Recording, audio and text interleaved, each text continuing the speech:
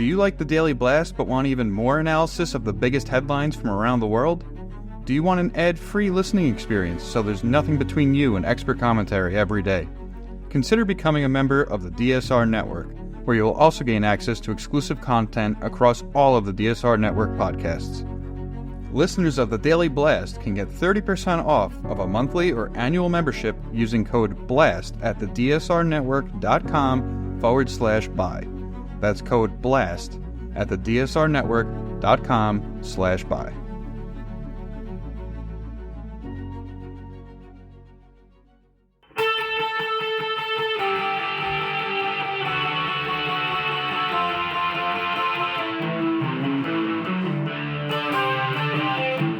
This is the Daily Blast from the New Republic, produced and presented by the DSR Network. I'm your host, Greg Sargent.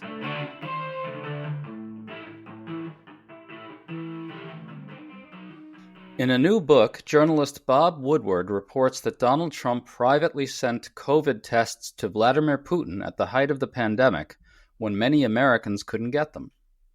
Woodward also reports that after leaving office, Trump had as many as 7 private phone calls with Putin.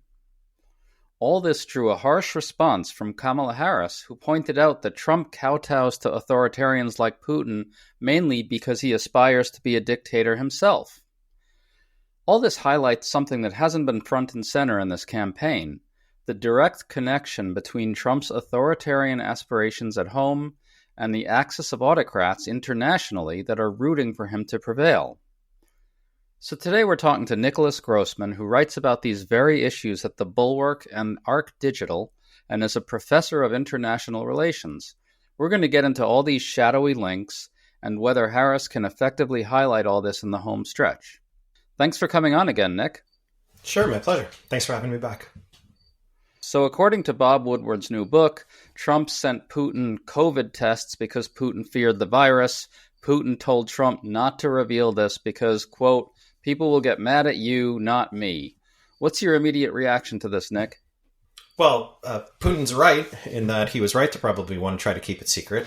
And it is another example of how Trump clearly has a strong affinity for Russia, for Putin, and even both in personal activity, in rhetoric, and sometimes even in foreign policy, high-level national security foreign policy, has deferred or even kowtowed to Putin's point of view and put Putin above what is commonly understood to be interests of the United States of America. Well, before we get into that, I want to remind everyone that Trump was downplaying the seriousness of the disease at the time, saying it was like a cold, and countless people died, including many in red states. Trump didn't encourage people to get the vaccine during his final months in the White House, then quietly got it himself without doing it in front of the cameras, which could have been an example to people. So Trump takes care of himself, he takes care of Putin, meanwhile his own people are dying. Doesn't this go to the core of what this type of autocrat is really about?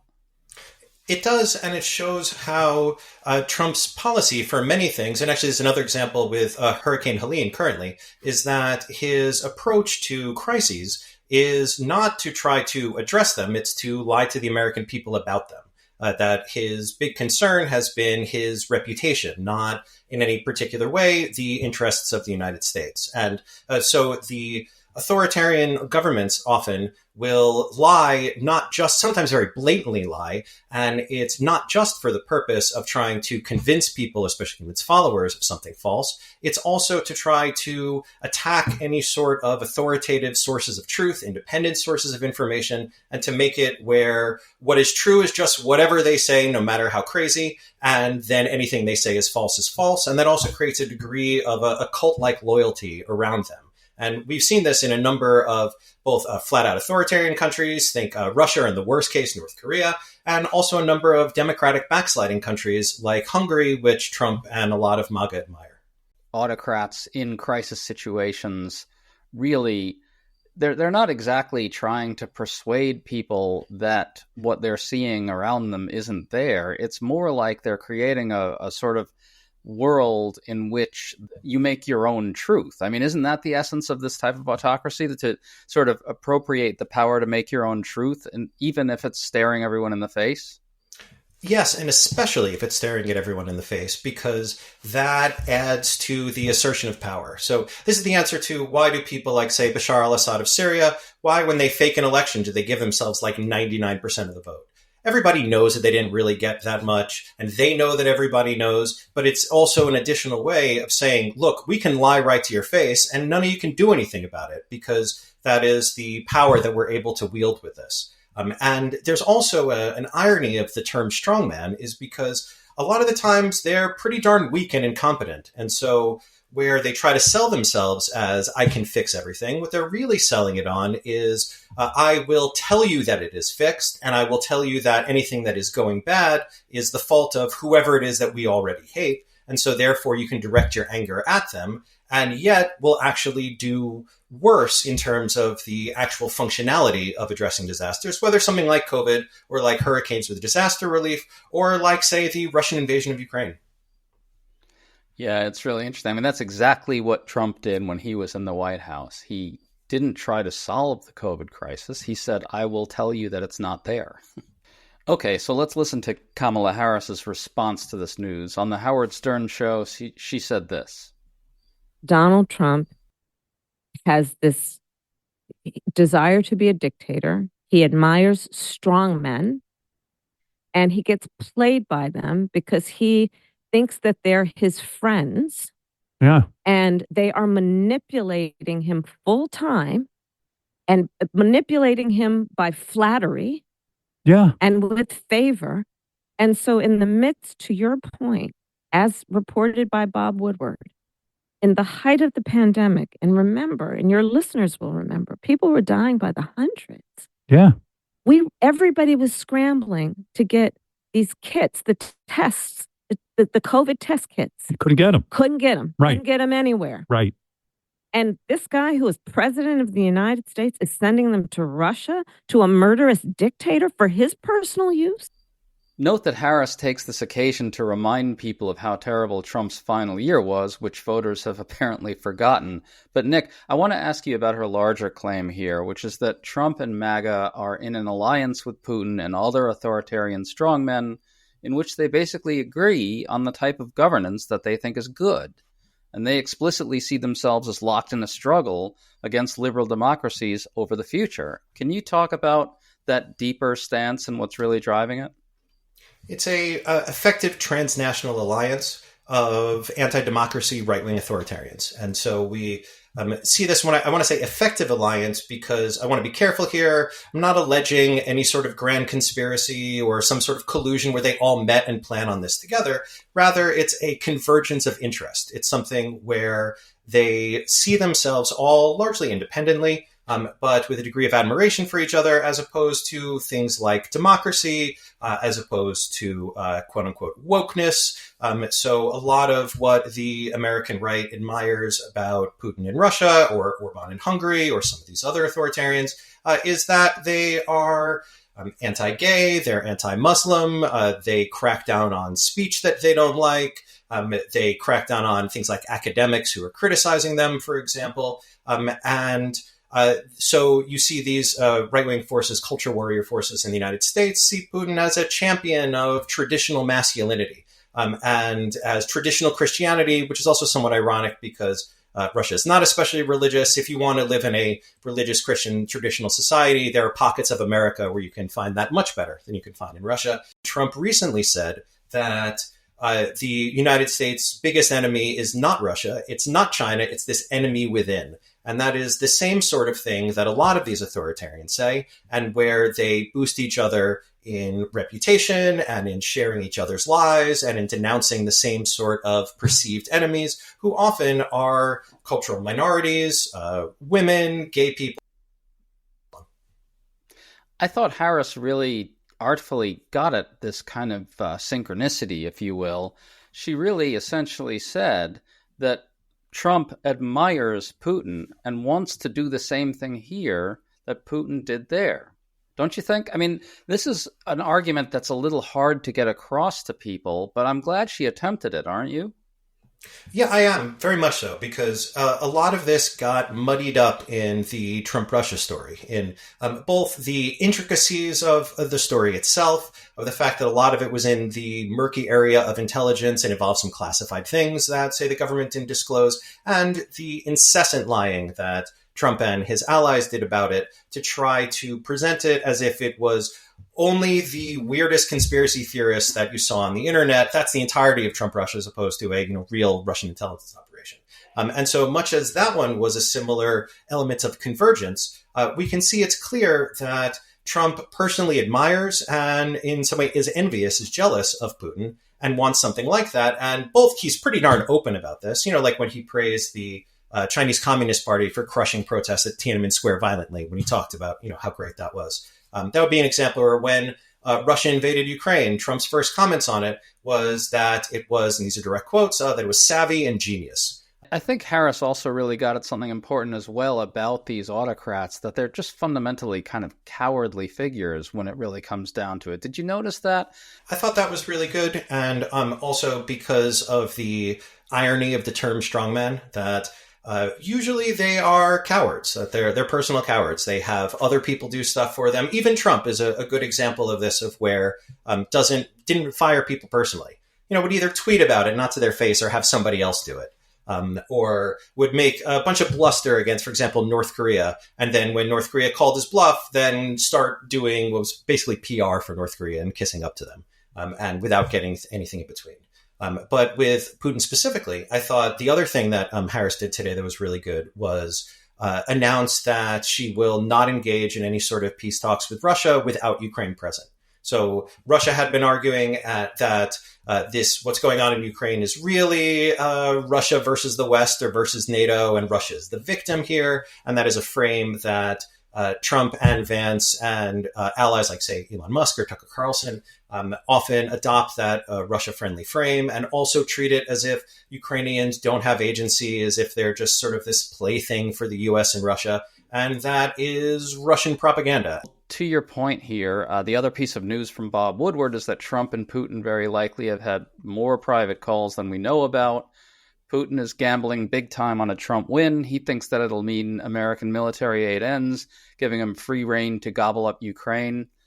I know this is speculative, Nick, but what do you think Putin might be talking to Trump about? Is it possible that Trump is making Putin promises about the conduct of U.S. foreign policy later? Or are they maybe discussing what Putin can do to influence the election here? What's the worst case scenario? What does that look like? So I don't know, of course, and with the general wariness of this is speculation, I can't think of anything that could possibly be good. That is any explanation for it that could possibly be good. So there's no precedent for this at all, that a former president in regular private conversation with a foreign head of state, any foreign head of state, but especially one that is actively hostile to the United States, that is on the other side of a very big war, and with Trump seeking office again. So, this isn't I guess Jimmy Carter or George Bush Sr. doing some hurricane aid or something in a foreign country, or being a presidential envoy on request.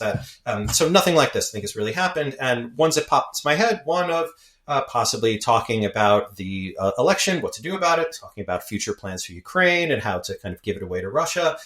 Also, there were the national security secrets, the classified documents that Trump stole and then lied about and refused to get back, up to the point that the FBI had to get a search warrant to go back and get them from Trump's home in Mar-a-Lago. And that would be the sort of thing that Putin or, the Russian government would be very interested in.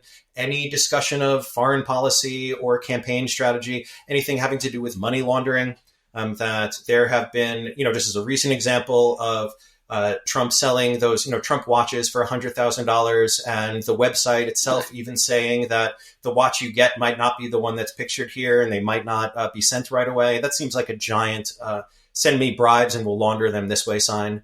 And you can buy them in crypto, another way to say launder it. So I don't know precisely what, I don't want to claim that, I know what they're talking about or that they have something specific going on. But every possible thing I can think of, there is nothing that serves the interests of the United States, nothing that serves the interests of American democracy. I want to play this response to the news from J.D. Vance. At a rally in Michigan, Vance said this. Have I talked to Donald Trump about his calls with Vladimir Putin? No. I've never had that conversation with Donald Trump in my life. But if Donald Trump, even if it's true, look, is there something wrong with speaking to world leaders? No? Is there anything wrong with engaging in diplomacy? Nick, the idea that Trump would be holding these personal calls with Putin in order to advance the cause of peace is pretty funny. Vance himself recently laid out his idea of peace between Russia and Ukraine, in which Ukraine doesn't get any of its territory occupied by Russia back and is allowed to maintain independence in downsized form in exchange for not joining NATO. Your thoughts on that? There is a degree to which Trump and Vance and those that agree with them are advocating for peace in Ukraine. They're advocating for Russian victory, which would, granted, make peace. One of my all-time favorite quotes is about war from the famous military strategist von Clausewitz. And he says, "The aggressor is always peace-loving. He would prefer to take over our country unopposed." And I always love that line because, it's true. You need somebody fighting back to get a war.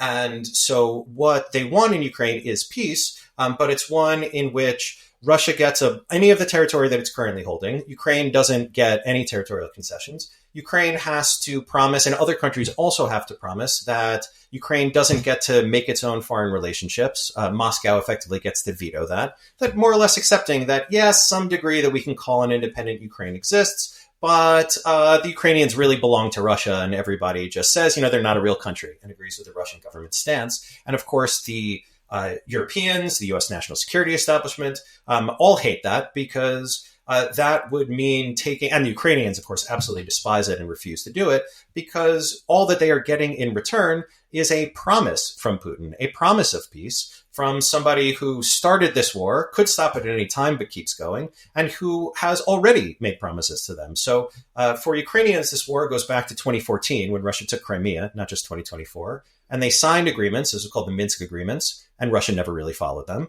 That was also a degree of land for peace, that Russia got some of the land that it controlled.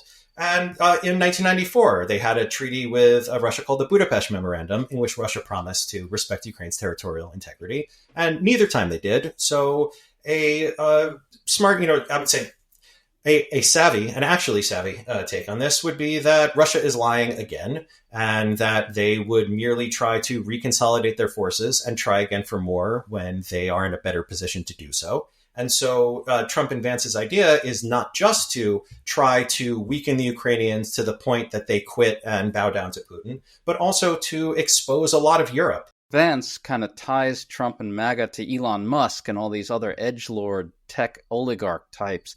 And we've seen Elon Musk act crazy on the stage with Trump at a rally just a few days ago, and Vance confirming at the Veep debate that he would have helped Trump overturn the election. To me, what these things indicate is that the global authoritarian far right is, in a sense, really going for it now. They think this is their moment to defeat liberal democracy. If they can win this election here, this global movement gets an immense boost. Are they right about that? Yes. And I mean, I hesitate to say that because I don't want them to be right, but yes, they're absolutely right. And also important to be cautious that if they lose this time, that doesn't mean that they're defeated forever and that's the end of it.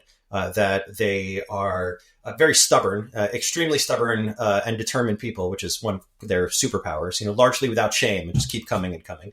And so I don't think it would go away entirely, but this U.S. election is a major fork in the road for both the United States and for the world. And because the degree to which the United States effectively switching sides from being definitely imperfect, but generally on the side of democracy, and flipping to being generally on the side of authoritarianism, with the Russia-Ukraine war being the most immediate salient example.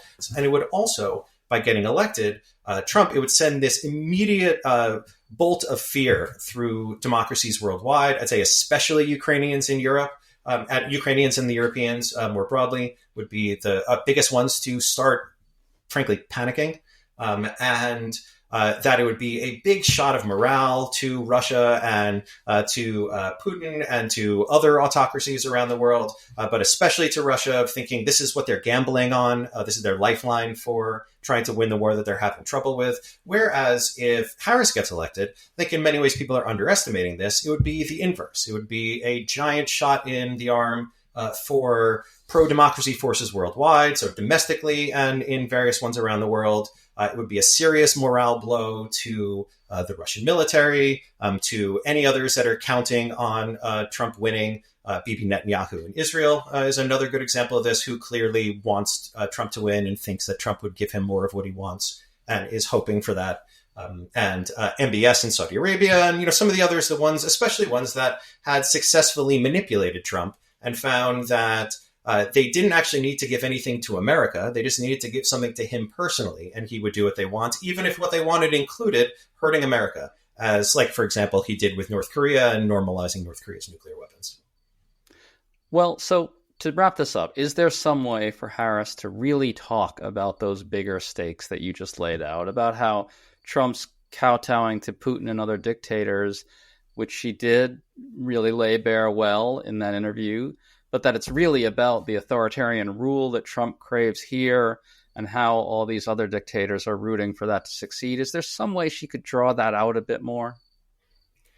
So as a campaign strategy, I don't know, which is that how I don't really know if I have my finger on the pulse of undecided voters and, what is the thing that is going to make them go undecided. So I'm a foreign policy voter. I really like that part. It appeals a lot to me. I think it might potentially appeal to maybe some of the, say, wavering national security conservatives, some who might want to write in somebody who've always been a Republican, though a lot of those are the national security ones are the biggest of the never Trump ranks. They're the ones that were appalled by Trump kissing up to Putin, for example, and bailed early. So while at the convention, I loved it when Harris said just point blank that these dictators are rooting for Trump because it's true. And because I think that's bad, and the dictators are right to want to have him in there. And I think there's quite a bit that can be drawn out about lying, about do you really want to be just lied to all the time? Or do you really want the United States to be both despised and mocked and also thought of as very weak around the world? But I don't know how much that sells voters. So at the type of foreign policy discussion that we're having, that I've run into people talking about strength and the idea of what they mean of Trump is strong, meaning that he blusters on television, and that other people might not think of that as strong. And I try explaining about how what foreign countries are worried about is things like the might of the U.S. military, not how the president looks in a speech on TV. But for people who are voting based on those kind of vague vibes, then I don't know. I think that answer was kind of unsatisfying. So that, can the campaign draw it out more? Yes. Will that sway undecided voters? I don't know. I don't know if that's the thing that gets to them.